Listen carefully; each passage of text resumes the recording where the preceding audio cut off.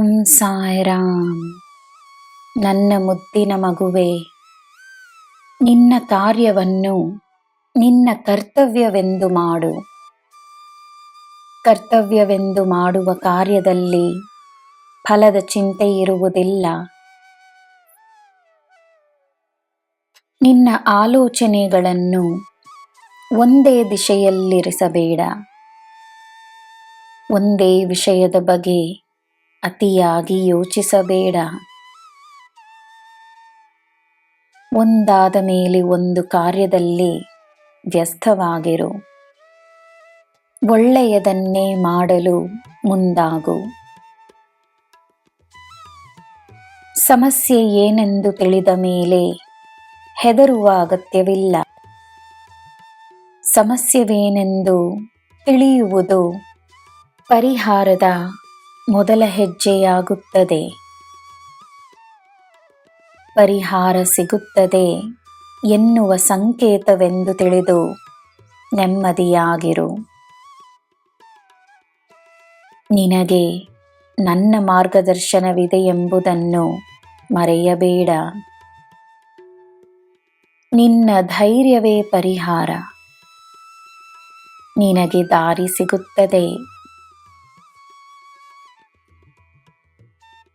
ಹಿರಿಯರು ನಿನಗೆ ನೀಡುವ ಉಡುಗೊರೆಯನ್ನು ಸದಾ ಗೌರವಿಸು. ಅವರು ಉಡುಗೊರೆಯಾಗಿ ನೀಡುವುದು ವಸ್ತುವೇ ಆಗಿದ್ದರೂ ಅದರಲ್ಲಿರುವುದು ಅವರ ಪ್ರೀತಿ. ವಸ್ತು ಸುಲಭವಾಗಿ ಸಿಗಬಹುದು, ಪ್ರೀತಿ ಸಿಗುವುದು ಪುಣ್ಯಗಳಿಂದ ಮಾತ್ರವೇ.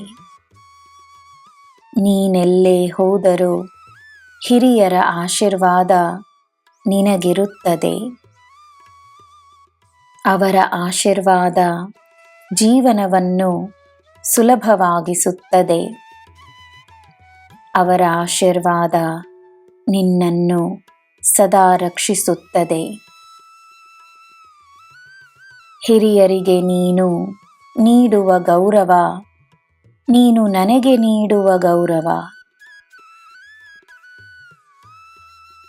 ನನ್ನ ಮಗುವೆ, ಬೇರೆಯವರಲ್ಲಿ ಸ್ಫೂರ್ತಿಯನ್ನು ತುಂಬಿಸಿದಾಗ ನಿನ್ನ ಜೀವನದಲ್ಲಿ ಎಲ್ಲ ತಾನಾಗೇ ಸರಿಯಾಗುತ್ತದೆ. ಪ್ರೇರಣೆಯಾಗಿರು, ಮಾರ್ಗದರ್ಶಕನಾಗಿರು, ನನ್ನ ಮಗುವಾಗಿರು. ನಿನಗೆ ಎಲ್ಲ ಶುಭವೇ. ಜೈ ಸಾಯಿರಾಮ್.